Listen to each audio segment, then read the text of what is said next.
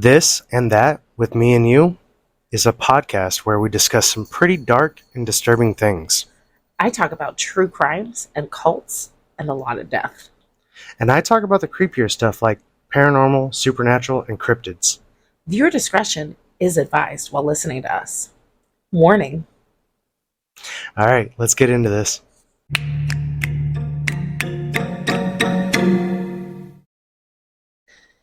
Episode 16? Yeah, we are on episode 16. I always sound so unsure. Yeah. You ever get tired of having to record these twice? Yeah. So we've actually recorded this once, but the cats decided to walk on the keyboard while it was doing its whole saving bit and deleted everything. So we're having to do this again. Here we are. Yeah. Well, now that it's been a little while, you got any updates? Start my new job Monday. Yeah. You excited? Yesterday was my last day at my house, Mm-hmm. which was really sad. Yeah. But I am excited, yeah. Okay. I get the whole weekend off with my family. Yeah. Which I haven't had ever. Neither of us have had it in a long time. Yeah, so Yeah. I'm excited for this weekend. And right. I mean, it would have been longer, but because you got a 3-day weekend, and I tried to make my way home, but truck driving's truck driving, so that's okay. yeah. I did get home at a decent hour though. I got to have dinner with everybody. That was and nice. We get to have dinner together Monday night too. Mm-hmm. Yeah, because I don't have to leave until late on Monday. So we would be recording 17 right now if this hadn't been deleted. Right. We would be a little extra ahead, but no. So we're gonna have to cram on top of everything else we're trying to do this weekend, because we've got a little bit of a wet basement issue, and we're gonna try to take care of it ourselves, so we don't have to go spend tens of thousands of dollars to get it done. Yeah. So, all right. And the wet basement issue, turns out, is causing, well, it probably isn't the main source, but it's making it worse, a major flea issue. Yeah, so I had to look this up. Apparently there's a type of flea called snow fleas. They fuckers jump mile high. They fly. They also cross species, so they're not only bothering the cats, they're bothering us. And like the preventative stuff and the killing stuff, apparently it didn't do diddly squat. Yeah, we got like this spray that. Yeah, we had like one day where everything calmed down real good, and then it was just like the next day. Yeah, complete infestation. It's crazy. Like we put flea treatment on the cats, and the next day, the kids are like, Annie's calling me in the bathroom, "Mommy, there's bugs on me," and you can physically see the fleas on her. Yeah. And Eli is starting to show signs of getting bites. And you have tons of bites on you. I have bites all over my body. Yeah. Flea. I think maybe it's my blood type. My mom said my grandfather was like that too. Like literally, there could be one flea in the entire house, and it would only bite me. Maybe. That's seriously, like the bugs love me. They love my blood. I just thought it was because you were so sweet. And apparently my granddad was like that too. So yeah, we always used to make a joke about my dad because of how heavily he drank when I was younger. That no bugs would mess with him because they'd be too intoxicated by the time they got done. And I kind of feel like I don't drink. Okay, I don't drink hardly anything ever. Yeah. But I feel like I don't get messed with nearly as much, and I'm not entirely sure why. Because like kids are getting eaten up, you're getting eaten up. I mean, like my beard has been the only thing to bother me since I left the house last weekend. Yeah. And that's it. And I mean, maybe it's just because I tried to. I don't know. Maybe because we have so much interaction with the cats. Yeah, maybe. I don't know. So who fucking knows? But the fleas are awful at our house, and like we bought this like It definitely had lemongrass in it because Mm-hmm. the whole entire house Oh yeah, we smelled of were lemon, we were gagging. gagging on It lemon. It was was it so was pretty strong. strong. Yeah. And it has something else in it that's supposed to be good for the Rosemary, fleas. Yeah, but because apparently, as I did more digging on uh-huh. what to do about these fleas, because it an exterminator is going to cost like $500 Oh, minimum guaranteed, yeah. just to walk in the fucking door. So anyway, I was digging deeper into the fleas, Mm-hmm. and I found out that these fleas love moisture, Yes, and they hang out anywhere. Like if you have a wet basement, and which if yeah. we have a wet basement, so if you've treated your cats, you treated your house, and you still have fleas, it's because you have a wet basement. Mm-hmm. And if you have mold, they love it even more because they eat mold. Ah, And we do have mold. The previous owners painted over the mold without fully killing it, and you can see it behind the paint. yeah. So we That have was quite the project ahead of us. yeah. We had also it was like what within like a week of us moving into this house, they had torn out basically all the cabinetry upstairs and put it in the basement for some I reason. have no idea why. Yeah, it was weird. But opened the door to it and it was just wood mold everywhere.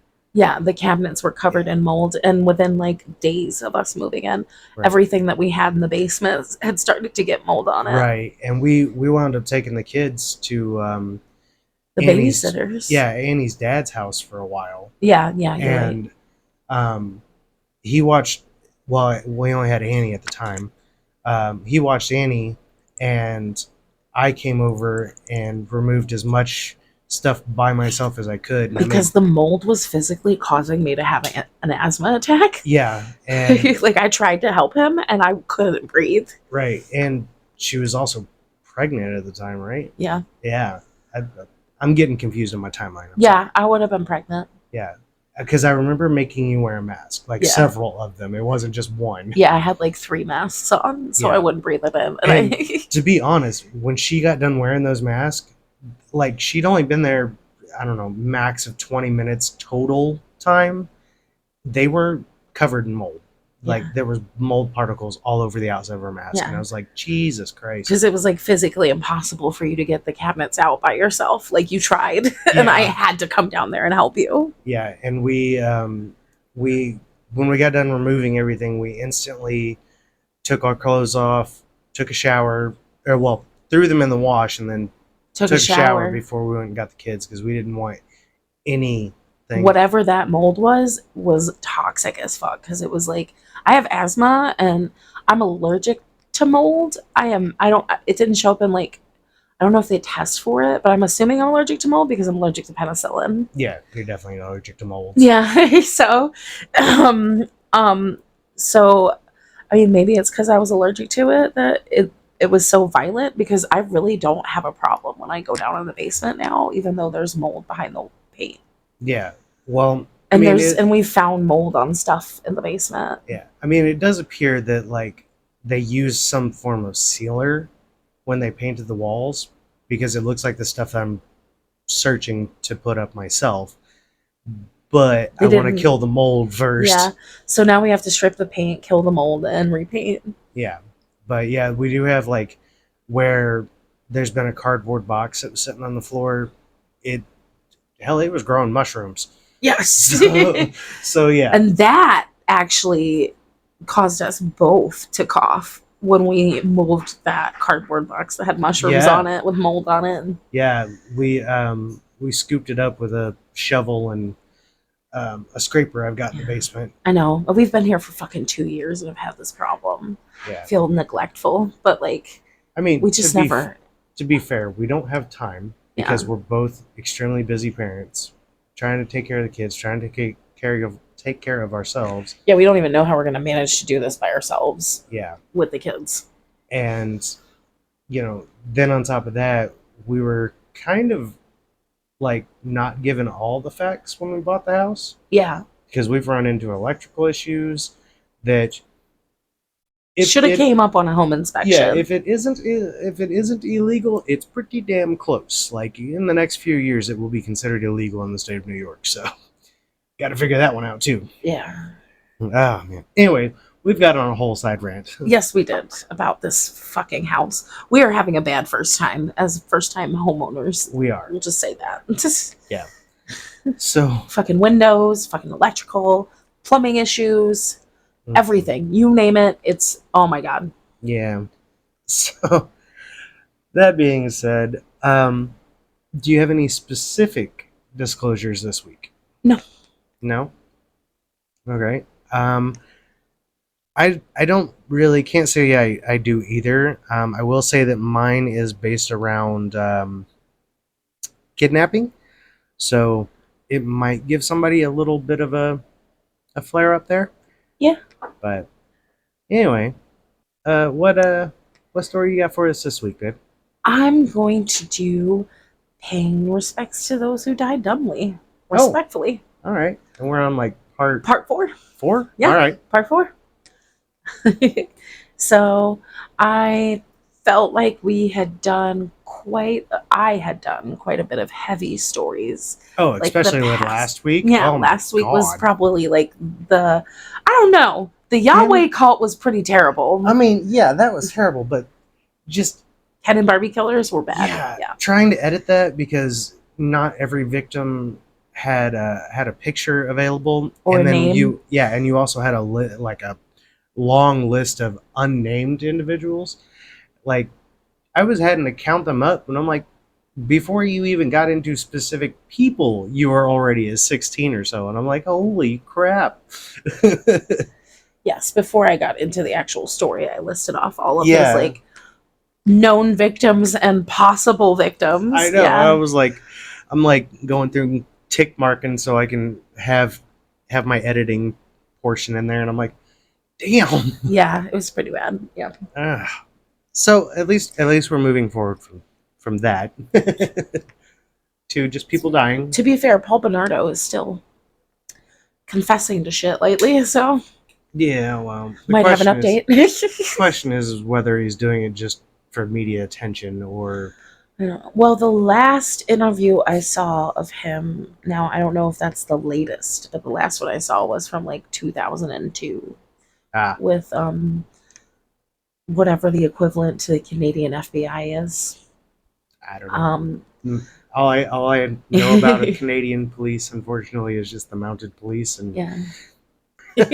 Anyway, the last interview that I saw was like he wasn't really admitting to anything. He was saying to ask, what's her face, Carla Homolka. Which also makes me think that there's a lot more to her story than was even released. She got away with everything. Yeah. Anyways, let's moving on. We talked about that last week. Yeah, so let's hear about some people who died in some unfortunate ways. Stanton Walker. Okay. October 25th, 1902. Oh, all right. The 20-year-old Walker was watching an amateur baseball game in Morristown, Ohio, with a friend on either side of him. One of the friends borrowed a knife from the other to sharpen his pencil as he was keeping score. And when he was finished, passed the knife to Walker to pass to the other friend. As Walker was holding the knife, a foul ball struck him in the hand and drove the knife into his chest, next to his heart. His friends asked if he was hurt, and he said not much, but the wound soon began to bleed heavily, and he died within minutes. I feel like that's something that would happen to me. Because I'm like, it's just a scratch. Freaking. Yeah. Well, that really sucks. Yeah. Unknown Hawaiian male. Okay. Early 1903. An unidentified person was beaten to death with a Bible during a healing ceremony gone wrong in Honolulu, Hawaii. Okay. He was being treated for malaria when his family summoned a kahuna who decided he was possessed by devils and tried to exorcise the demons. The kahuna was charged with manslaughter. Wow. That okay. Benjamin Taylor A. Bell. Okay. Born in Edinburgh, Scotland, and immigrated to Canada when his mother passed away. Mm. He joined the 90th Winnipeg Rifles in 1883. Okay. They're like a primary reserve 1 battalion infantry regiment of the Canadian Army. Okay. What does that mean? So think the National Guard, but grunts. Okay. Infantry I know is like in the battlefield, right? That's what infantry means. Infantry. Okay. So Hand to hand combat? No. when people describe infantry, they have this misleading thing from Hollywood. Infantry is just a job. They're Okay. called grunts because they don't work on anything. They don't like no technical background, no nothing. They're taught to fight. Okay. That is what they do. They are the ground people. Okay, so they just like the fighters. Yeah, They don't have any other job. essentially Is what right. infantry means. Yeah. Okay. Okay. He also began working as a clerk for the Canadian Pacific Railway in 1884. He joined the Canadian Volunteer Contingent heading east to take part in the Gordon Relief Expedition, also known as the Nile Expedition. Okay. Something to do with stealing land in Egypt, Yeah, I'm sure. sounds about right. I didn't want to go into too much gory detail about that, but I did read a little bit. After returning to Canada in 1885, he became lieutenant in the 1st Battalion Prince of Wales Regiment of Volunteer Rifles from Okay. Montreal. That's a mouthful, Yeah. but I don't know what that means. So, like, 1st Battalion Prince of Wales Regiment. okay, so think units, okay? Um, So he was a lieutenant. That's like high up, right? just lieutenant, like not lieutenant, commander, lieutenant, whatever. Just lieutenant. That's a very low-ranking officer. Oh, okay. Because you have a first lieutenant, a second lieutenant, okay? But a regiment, I don't know. It may be different for Canada, but that's just like a segment, a larger segment, but it's a segment of the Okay. military. Of volunteer rifles? I'm assuming National Guard. Yeah, sounds like it. Then he was transferred to the 43rd Ottawa and Carleton Battalion of Rifles in Ottawa, Okay. where he eventually became involved in journalism during that time Fine. with the Montreal Gazette. And then he became the editor of the Canadian Mining Review in 1887. Soon after, he became the publisher as well. Okay. So moved up pretty quick. Pretty somewhat accomplished soldier and author. He made important contributions to the mining industry through his journalism and other interests relating to mining. Okay. And on February 18th, 1904, while taking his habitual shortcut to the Canadian Mining Review offices through an adjacent store, Benjamin Bell walked through the wrong door in the store and he fell 10 feet down an elevator shaft. Wow. Yes. So his regular route to home. Yeah, I was gonna say it's his regular route to and work. He made a wrong turn. Yeah, so it was his regular route to work. He always walked through this store that was connected to his office, and he walked in the wrong door. Jeez. Did you know that that's an actual defined phobia, is falling down an elevator shaft? Well, he died of his injuries on March 1st, 1904. So he survived 10 days. Wow. Yeah. That's gotta suck. Yeah. Unless it was a leap year, then it was more. Had to go there. Or less. I don't remember how that shit works. A leap year has more days. Okay. So Melissa M. Timon, it's Tiemann or Timon. Okay. Sorry. Something. July 7th, 1904. 50-year-old Melissa of Los Angeles, California, fell from a streetcar and struck the back of her head on the ground, driving the teeth of an aluminum comb she was wearing into her skull. Ow. Yeah. We were talking about that not too long ago, the claw clips in the car. Yeah, because we both have this really bad habit, but I've been warned, basically since I got my driver's license that don't have non-secured things just sitting in your chair or in the front seat or whatever, or even in the back seat. Because if you get into a car accident, those become projectiles. Right. And then on an episode of Thousand Ways to Die was girl got into an accident. She's got them big ass toothy Claw clips. Yeah, hair clip things that you've got, and she, I don't know, she got effectively whiplash, but had jammed it into her skull. I'm like, ow, Yes. no. All right, so this one's a long one. Oh boy. Dietrich Graf von Holzen-Heisler. That was pretty good. I'm pretty sure that. that's German or Dutch. Yeah. Which are the same German. thing. I did good. You did. Dietrich Graf von Holzen-Heisler. Nice. Yes. He attended the Prussian Staff College, also known as the Prussian War College. Okay.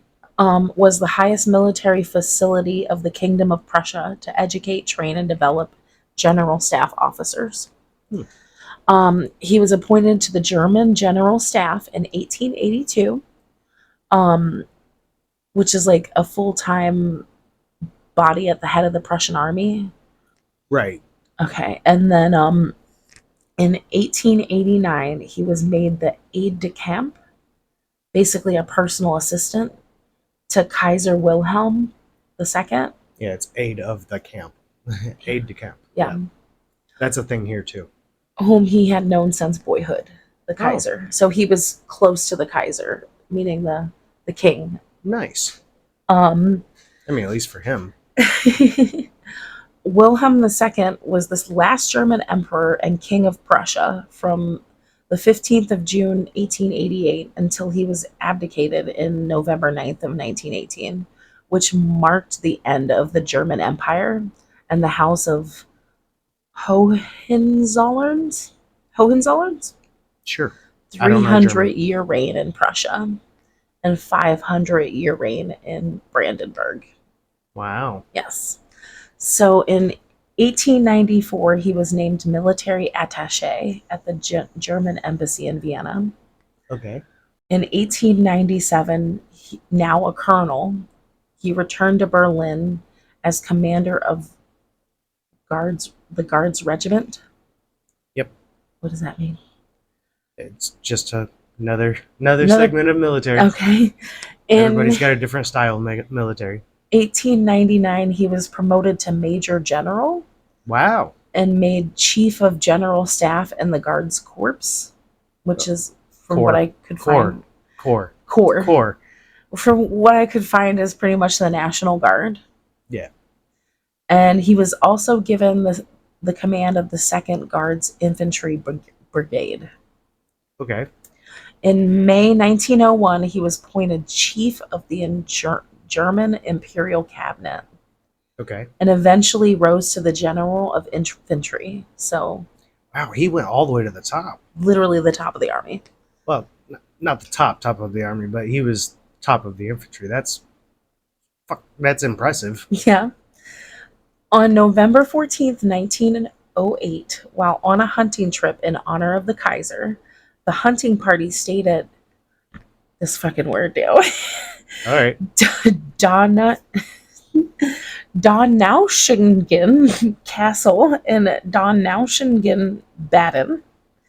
It's a Black Forest country estate. Oh, we'll just stick with Black Forest then. Yes. Where I get my ham from, people. Black Forest ham. It's a Black Forest country estate owned by Prince Max von Furstenberg. That's even... All right. I could say that one. I'm German, yo. I'm not. During a formal evening function, Dietrich appeared dressed in a pink tutu and rose wreath with a ballerina, dancing for the Kaiser and his assembled guests. The performance included pirouettes, jumps, capers, and flirtatious kisses to the audience. That took a hell of a turn. Apparently exhausted by all of this, the general took a bow and then keeled over and died of a heart attack. Well, that just sucks.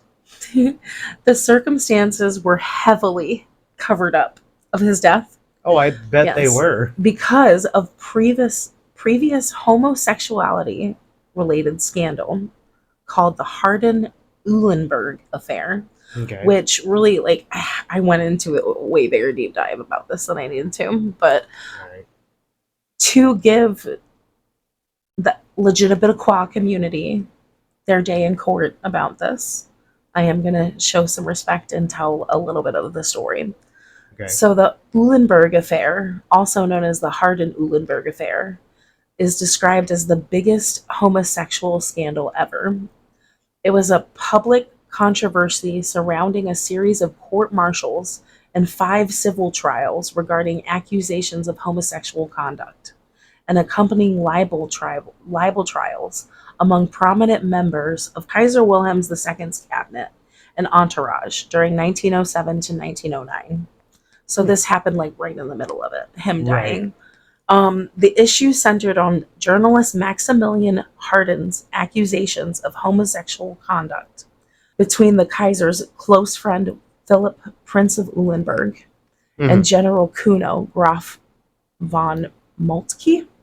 Okay. Accusations and counter accusations quickly multiplied, and the phrase Leidenberg Round Table came to be used for the homosexual circle around the Kaiser. Hmm. The affair received wide publicity and is often considered the biggest domestic scandal of Imperial Germany. Wow. It led to one of the first major public discussions of homosexuality in Germany, comparable to the trial of Oscar Wilde in England. Mm-hmm. Historians have linked the aftermath of the affair to the changes in German foreign policy that heightened its military aggressiveness and ultimately contributed to World War One. Oh, that's intriguing. Yes. To not to I don't know, downgrade our military any more than they have been in recent years, but do you know that Don't Ask, Don't Tell wasn't repealed in 2000 until 2000 and like 12 or 13? I know. That was horrendous. I know. And then even dumber of our government, we tried to make a gay bomb during Vietnam War. I know. I think it was Vietnam.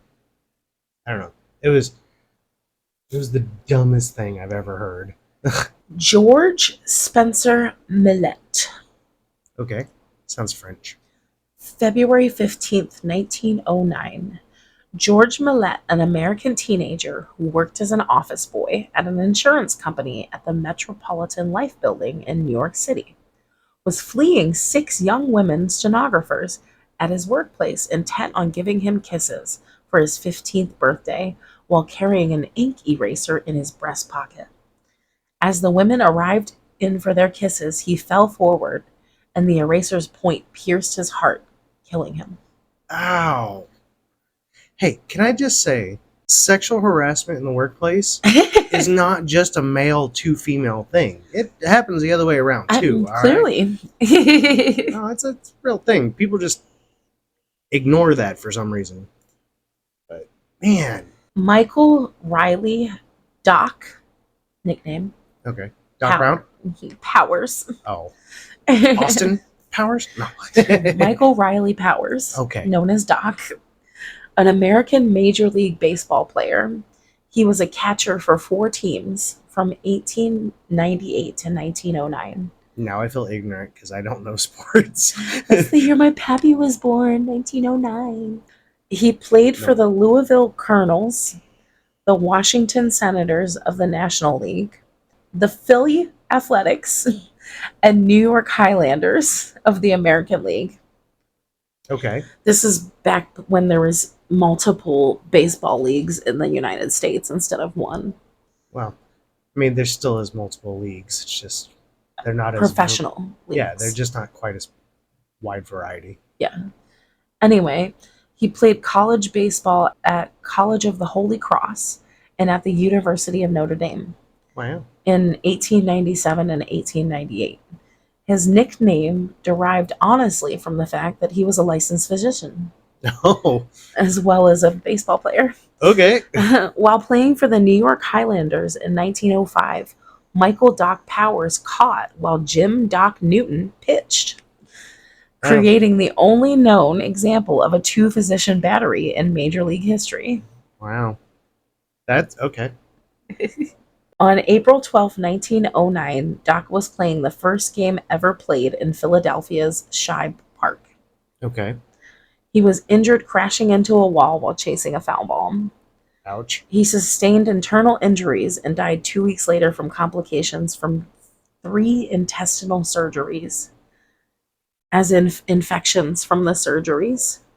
Damn. That sucks. This is possibly the first major leaguer to suffer an on field injury that led to death. Oh, okay. So, kind of cool. I mean, kind of Kind of, sucks. it's sad, but kind of cool. And he left behind his wife, Florence W. Ehrman, and 3 daughters behind. Oh, Very sad. yeah. On to the next one. Okay.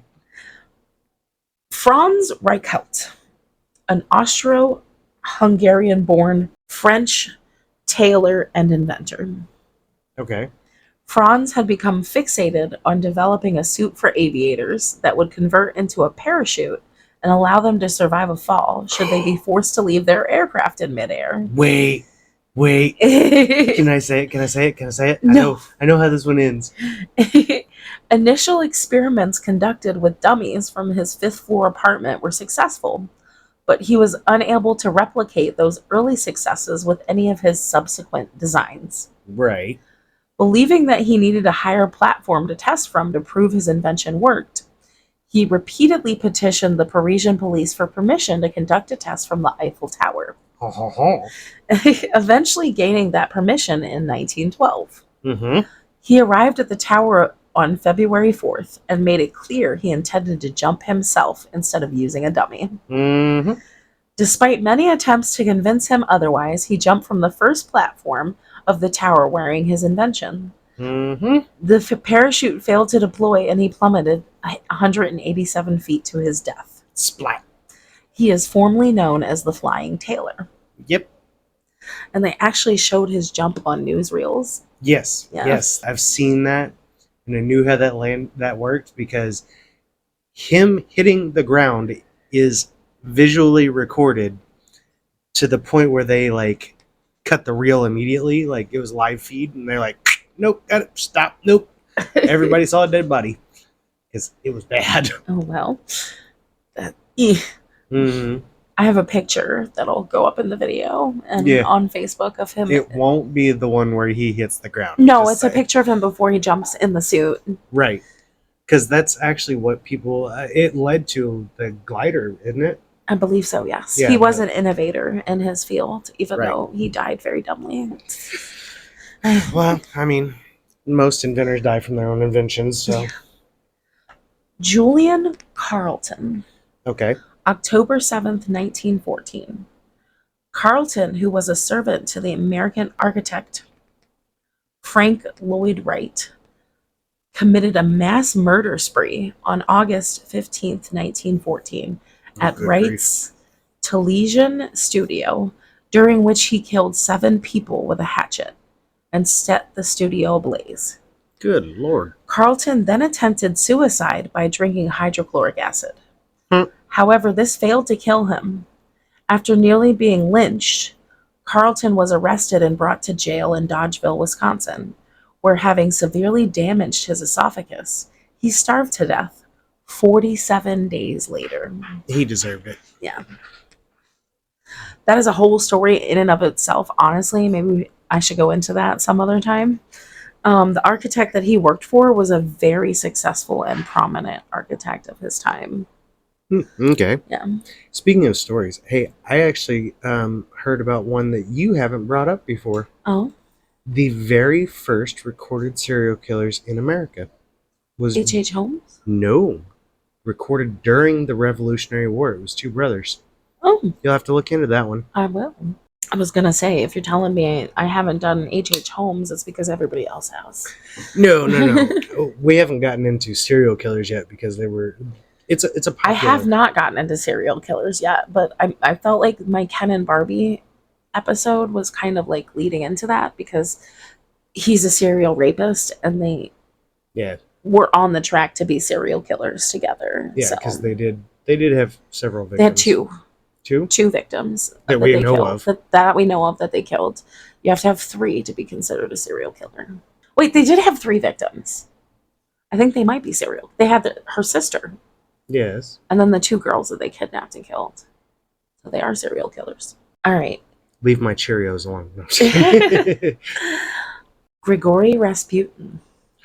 Wait, The Rasputin. the Rasputin? The Rasputin. Oh boy. Born to a family of peasants in the Siberian village of Pokrov. Oh my God. It's Russian. Pokrovskoye. January 9th, 1869. That's when he was born. Okay. He had a religious conversion experience after going on a journey to a monastery in 1897. And he was described as a monk or a wanderer, though he held no official position in the Russian Orthodox Church. Okay. In 1903, or the winter of 1904 to 1905, they're not really sure. Sure. He traveled to St. Petersburg and captivated a number of religious and social leaders, eventually becoming a prominent figure in Russian society. In November of 1905, Rasputin met Emperor Nicholas II and his empress consort, Alexandra Fyodorovna. In late 1906, Rasputin began acting as a faith healer for Nicholas and Alexandra's baby, their only son at the time, Alexia Nikolaevich, who suffered from hemophilia. Oh man. He was a divisive figure at court, seen by some Russians as a mystic, visionary, and a prophet, and by others as a religious charlatan. I can see that. I don't know, it all sounds a little culty to me. I mean, we've gotten into religion being cult in general, Yeah. so. The extent of Rasputin's power reached an all-time high in 1915 when Nicholas left St. Petersburg to oversee the Imperial Russian Army as it was engaged in the First World War. Right. In Nicholas's absence, Rasputin and Alexandra became allies, consolidating their influence across the Russian Empire. However, Russian military defeats mounted on the Eastern Front, causing both figures to become increasingly unpopular. Right. So on December 30th, 1916, the Russian mystic died of 3 gunshot wounds, one of which was a close-range shot to his forehead. Ooh, assassination. Little is certain about his death beyond this. The circumstances of his death have been subject of considerate speculation. According to his murderer himself, Prince Felix Yusupov, Grigory Rasputin drank some tea and wine and ate some cakes, all laced with cyanide. Jesus. He did not appear to be affected by it. Oh man. He was then shot once in the chest and believed to be dead, but after a while he leapt up and attacked Prince Felix, who freed himself and fled. Rasputin followed him and made it into the courtyard before being shot again and collapsing into a snowbank. Good grief, man. The conspirators then wrapped his body and dropped it into the Malaya Nevka River. Historians often suggest that Rasputin's scandalous and sinister reputation helped discredit the Tsarist government, as in the monarchy, in Russia, thus causing the overthrow of the House of Romanov shortly after his assassination. Accounts of his life and influence were often based on rumor, and he remains a mysterious and captivating figure in popular culture today. And for our audience that may not be aware of exactly who that name is, think the movie Anastasia. Yeah, he's the bad guy in the movie Anastasia. Yes. But in all reality, he was like the king's bestie. Yeah. Yeah. And that he kind of caused the Russian people to overthrow the government and assassinate the Romanovs. Which is a very tragic story. Yes. And then I have one more and I'll be done. Oh, okay. The victims of the Great Molasses Flood. Oh, I know this one too. I've actually brought this one up when you talked about what was it, the beer? Yeah, I think Yeah. I did a beer flood. Also known as the Boston Molasses Disaster, occurred January 15th, 1919 at 12:30 p.m. In the North End neighborhood of Boston, Mass. A large storage tank filled with 2.3 million gallons of molasses, weighing 12,000 metric tons, burst. Yeah. The wave of molasses rushed through the streets at an estimated 35 miles per hour, killing 21 people and injuring 150 people. Okay, so I had it backwards when I brought this up before. I thought it had killed more than it injured. But The event entered into folklore, and residents claimed for decades after that the area still smelled of molasses on hot summer days. I can believe it because listen, like if That shit don't go away. If you've ever had molasses cookies, man, that cooking pan is like it's done. That thing will smell like molasses forever. So that was it for me this week. Did you like it? I did. Yeah. I'm glad I actually knew several of them. Yeah. I just didn't know they were considered dumb deaths, but yeah. I figured you probably would have known who Rasputin was. Of course. Rah, rah, Rasputin. Well, that's not why I know it. Oh. No. Is it because of Anastasia? Actually, no. The reason why I know who Rasputin is because of the military. I think you keep getting him confused with Putin. No. His name is pronounced Rasputin. Yeah. You keep saying Rasputin? Well. That's why. They're Russian. So. Okay. More military stuff. I tell you what, that the more you talk about it, the more I'm gonna talk about it. So. Okay. So what do you got? I actually have a creepypasta for you. Okie dokie. So I'll tell you more about the creepypasta here in a minute, but I was actually going to do a cryptid this week because of my fun fact. However, I don't know. It just the research on it. It was like every single thing had a different version of where it came from, what it was, the origin story and everything. So I didn't want to do that. Okay, I'm still interested to hear it. Well, how about I tell you the random fact of the day, and I can explain what the cryptid was I was going to do, and then we'll go from there. Okay. All right. So on the 4th of September, 1893. Peter Rabbit was created by Beatrix Potter in a letter to Noel Moore, the 5-year-old son of a friend and former governess, Annie Moore. This was followed by many more short stories until Annie encouraged Beatrix to getting them published in 1900. Okay? Mm-hmm. Now, because my random fact of the day was based around a rabbit, I was thinking, I could do the jackalope. All right. Now, the jackalope, there was origins in history, like, classic tales and stuff like that all around the world. Mostly, a lot of them, like, were in Germany and that area, including Sweden and stuff like that. And aside from the fact that I don't speak those languages and would totally butcher those names, when I looked up the jackalope in America, which is what it's called in America, the information was like really back and forth on it was two brothers. No, it was just the one guy, but his brother got involved later. Oh, it was sold to a hotel for this much. Oh, it was sold to some guy trying to make tourist trap for this much. There was a lot of misinformation, like contradicting information throughout, so that's why I was struggling with it. But because Beatrix Potter also wrote Roly Poly Pudding, I figured I would do the creepypasta called The Tale of Roly Poly. Okay.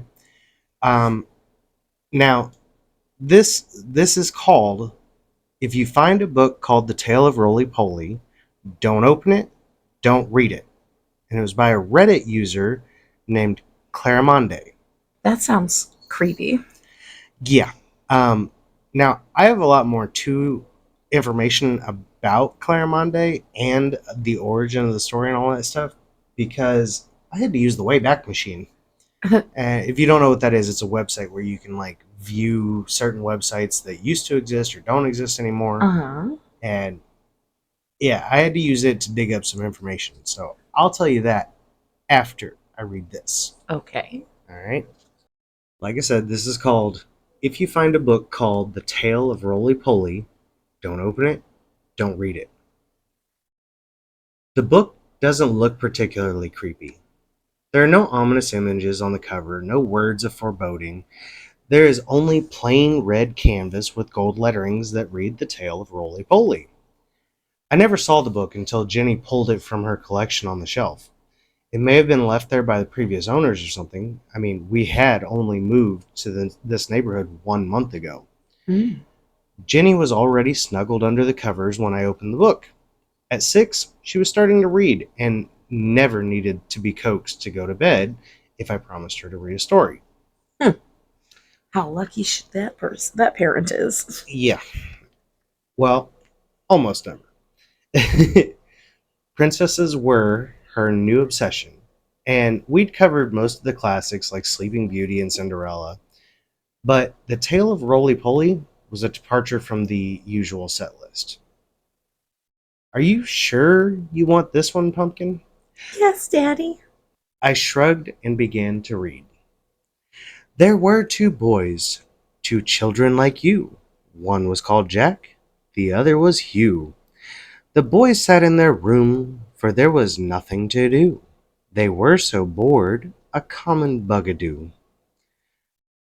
The book contained a simple illustration of 2 boys in a bedroom decorated with baseball-themed wallpaper. They thought and they thought, they huffed and they puffed, until Hugh said, "Phew! Enough is enough. Let's play a game. We'll upend this loose end." "I know," said Jack. "I'll call one of my friends." I groaned internally and hoped that Jenny would fall asleep really soon. This wasn't exactly Dr. Seuss or anything. Jack took the book, and he said the words written down. Come out, you silly old clown."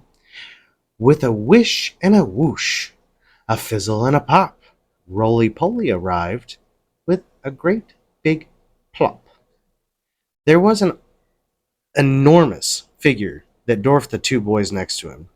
The man was dressed as a traditional pantomime clown, complete with a rough white makeup and garish red lips. "How do," said the clown. "I've come to play." "You?" said Hugh. "Oh dear, holy moly." "Don't be scared," declared Jack. "It's just roly poly." "What shall we do?" said Hugh, all aflutter, as he pulled out his toys from the bedroom clutter. There were many games of various names, all wires and megawatts. A singing machine, a trampoline, there were even 2 robots. "Oh no," said the clown. "This will not do. Let's play some real games. Ditch this techno voodoo. Come with me, and you'll see. My home is quite grand. You'll have all that you need in Topsy-Turvy Land." Don't do it! Don't do it! The 2 boys nodded, their hearts filled with glee. They took the clown's hand and counted 3 Mississippi. Hugh and Jack closed their eyes. As the world twirled and twirled, they whooped with joy as a new land was unfurled. The clown's home was quite splendid, full of candies and treats. The fun never ended. No parents, no chores, no bedtimes or rules, no horrible homework from boring old schools. The boys played, and all 3 were glad, until one fateful day when the clown became sad. "What's wrong, Roly Poly? Is there something we can do?" The boys asked and asked, but their worry still grew. "Oh dear," the clown mumbled. "My apologies, most humbled. I'm just very hungry." And his large tummy rumbled. Uh-oh. "Would you like chocolate or chips or gooey cream cake? We have hot dogs and ice creams and every milkshake." But the clown shook his head, for his belly did ache. Then he grabbed little Hugh. "A fine meal you will make." My stomach flipped when I saw the contents of the next page. I shut the book immediately. Uh, let's call it a night, Princess." Ginny tried to protest, but her eyelids were heavy with sleep. What happened in the book, Daddy? Uh, mm, I'll tell you tomorrow." I kissed Ginny on the forehead and turned out the light. I went downstairs and poured a large glass of wine before reopening the book. The page that I closed contained an illustration of a gruesome scene. The clown held one of the boys above his head and had bitten into the child's left side. His teeth tore away chunks of pink flesh as blood trickled down his ruby-stained lips. The boy's eyes were shut, his tear-streaked face frozen in an agonizing expression. Spurred on by my morbid curiosity, I continued to read. Roly Poly grabbed the boy and held him aloft. He took a big bite. Sweet Hugh was so soft. Ooh. He gnashed and he gnawed, he chewed and he slurped, and when nothing was left, the clown loudly burped. He looked around. There was no Jack to be found. The boy had ran.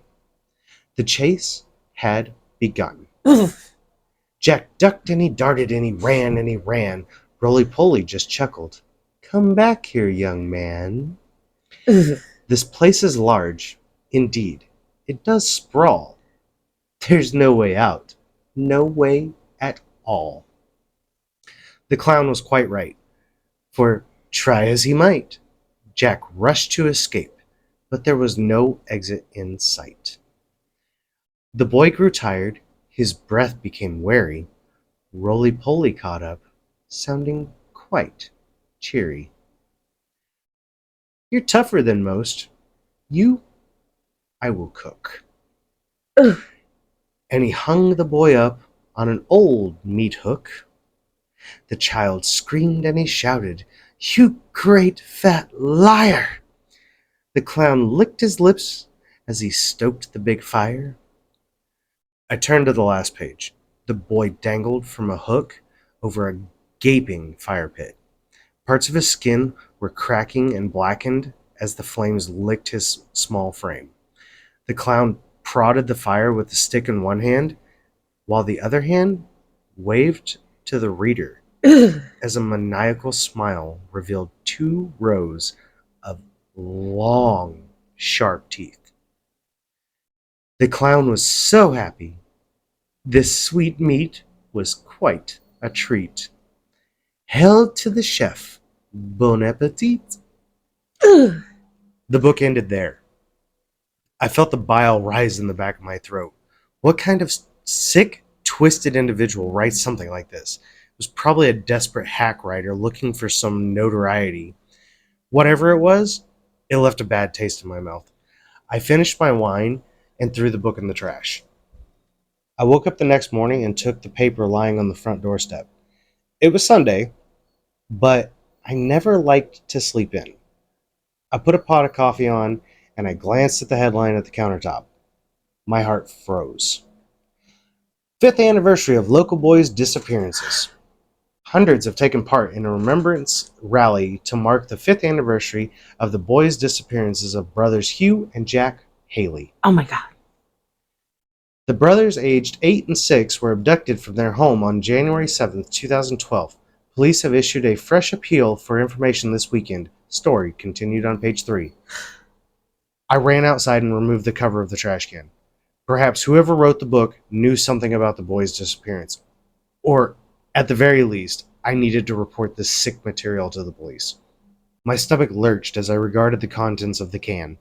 The book was gone. A primal panic rose in my chest as I dashed upstairs to Ginny's bedroom. A single piece of paper lay atop the crumpled sheets of her empty bed. Ginny picked a good book, a true tale to excite. But Dad did not like it. He thought it was quite trite. He stopped the story at the moment of glory. Oh no, not for you. This part is unfit. The clown did not like that. Not one bit. So Roly Poly told Ginny, who was ever so skinny, let's have some fun. We'll show that old ninny. And now Ginny plays in the land topsy-turvy, full of sugar and spice and all things that are girly, while that princess holds court in dresses of satin. The clown simply smiles. She'll do. She'll fatten. It's been 1 week since Jenny went missing. I've given the page to the cops, but they were as baffled as I am. Every hellish verse of that awful book is seared into my skull. I can't sleep. I can't eat. I'm typing this as both an appeal and a warning. If you find this book, do not open it. Don't you dare read it. Call the police. A child's life might depend on this. Ooh, And that's the end. that's freaky. Yeah. But kind of sounds like it. A little bit, yeah. But because it's Roly Poly, I was like, oh, there's a connection. I can do something. Now, like I said, I used the Wayback Machine to get a little more information about this because I couldn't find it without using the Wayback Machine. Okay. Okay. Now, Claire Monde has actually deleted their Reddit account, but like I said, thanks to the Wayback Machine, I was able to find the original post, which was on the 15th of January 2017. It had been deleted the 29th of December 2017. It was later uploaded to the Creepypasta Wiki on the 5th of January 2018 by a user named Zodius, but he's also removed it. So this story is like just appears and then disappears, appears and then disappears. Freaky. Yeah. And it hasn't appeared online. Well, it doesn't seem to have appeared online in textual form since 2018 Okay. without using the Wayback Machine. Now, where I came across this story is because of narrators on YouTube. I listen to like Let's Read Official, Mr. Creepypasta, and they do stories like this every now and then. And Mr. Creepypasta does a really good reiteration of this story. So if you want to hear a better telling of it, you should probably check his channel out. He's really good at these creepypasta stories. Way to talk yourself down. I don't. I mean, I know I read good to the kids because they enjoy the enthusiasm I put into the books and stuff like that. I just don't feel like I do the best job at reading out loud. You did pretty good. Well, thanks. You do better than me. I don't know about that. But that was my very short creepypasta with a little backstory to it. And my connection to my cryptid that went way out in left field. I still think you should do that one. Well, okay, so here's the thing. Like the gentleman's name, let me see if I have his name in my old notes. Okay, so according to this gentleman Douglas, his obituary, it gives like all these details about where the cryptid came about and all that good stuff.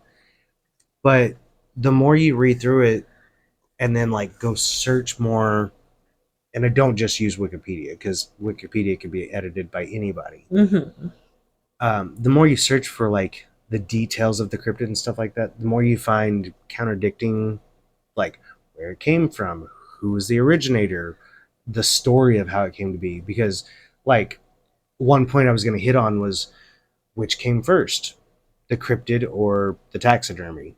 Right. Because essentially, it seems like what had happened was two brothers went out hunting. They came back with a freaking rabbit and threw it on the floor against a pair of antlers. And was like, well, hot damn, don't that look funny? You know, and but in reality, there's Swedish, German, um, Austrian, several other cultures that have like a depiction of the same critter, but like one of them's a chicken with antlers. Okay. Yeah, I was like, okay, that's totally weird. But I don't know. That's what I kept coming into. Was like, okay, but there's so many stories of this cryptid in other places.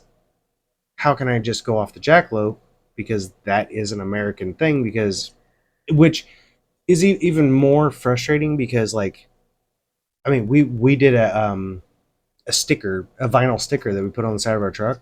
Yeah. It Of the has deer, jackalope. yeah, of a jackalope. It has deer antlers in that picture. Mm-hmm. Jackalope. It's an antelope. They have straight horns, Gotcha. not deer antlers. So it's like really frustrating to come across contradicting and totally outlandish information about the same thing within like 3 clicks. Yeah. That's why I had to delete a lot of, or like take off a lot of dumb deaths off the list and decide not Right. to talk about them, because once I like went to like read the backstory about the person, Mm. I found like their death was really a mystery or what have you. I've still done some of those Right. stories Yeah. just because they're good. They were good, but Yeah. yeah, some of them just were like I could not find anything to support what it said on that list from Right. Wikipedia. So, Yeah. And I've ran into that a couple times doing research for different stories and whatever. I'm like, the information provided doesn't match the information you hear on television or whatever. Like the Loch Ness Monster, I went through that whole timeline of stuff. That's on public record. But when you go listen to, um, one of them like Monster Hunter shows, whatever, they don't have that correct information. They have different timelines. They have like different periods in which the Loch Ness monster came to be. But like I told you, like the earliest sighting of the Loch Ness monster is way back, right, 500 some odd AD. right. Or was it? It was BC, I think. I don't Yeah. know, but it was like Loch Ness monster sightings have been around forever, and turns out that like the cryptid in Canada that is basically a Loch Ness monster. Champ in New York Uh is huh. a Loch Ness monster. That they've been around just as amount of time. So like, but these monster hunts don't tell you about that. I'm like, it's frustrating.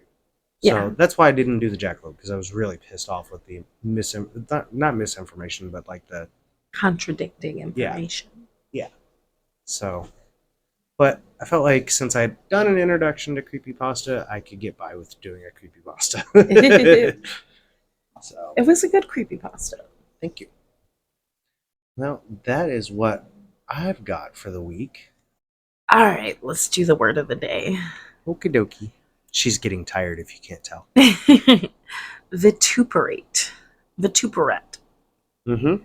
Sure. To criticize or censor severely or abusively. Berate.